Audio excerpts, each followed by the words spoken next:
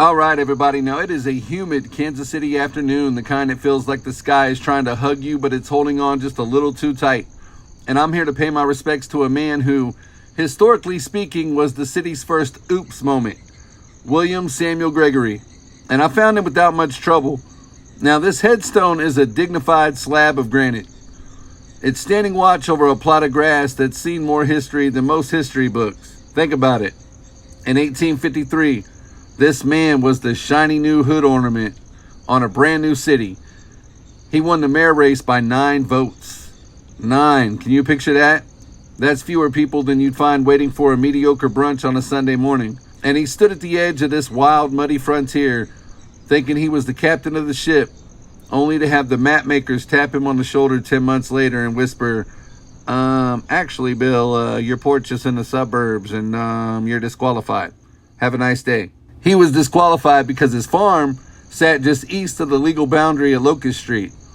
Imagine the irony. The man who helped write the city's charter effectively wrote himself right out of a job. It's like being the first person to build a sandcastle and then getting evicted by the tide for standing too close to the water. It just comes in and just wipes it out. But standing here, looking at the inscription, I don't see a man defined by a clerical error. I see a survivor, and that's what he was in every sense of the word. This man went through hell. He was an orphan from Kentucky. He was a widower who lost his first wife to the cholera that chewed through this region in 1849.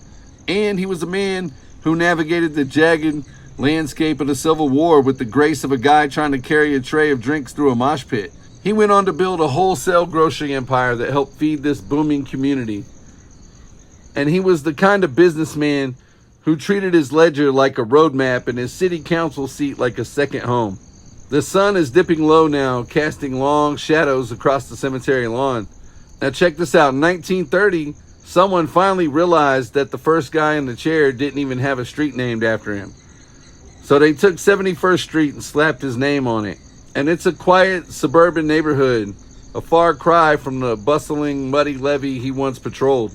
And I put a small stone from the path and set it on his marker. That's something that I do from time to time. And it's a modest tribute for the man who was the mayor of a town that technically didn't realize he was living on the outskirts. William Samuel Gregory, the father of Kansas City, the man who lived just outside the lines and the only mayor in our history to be escorted out of office by a city map.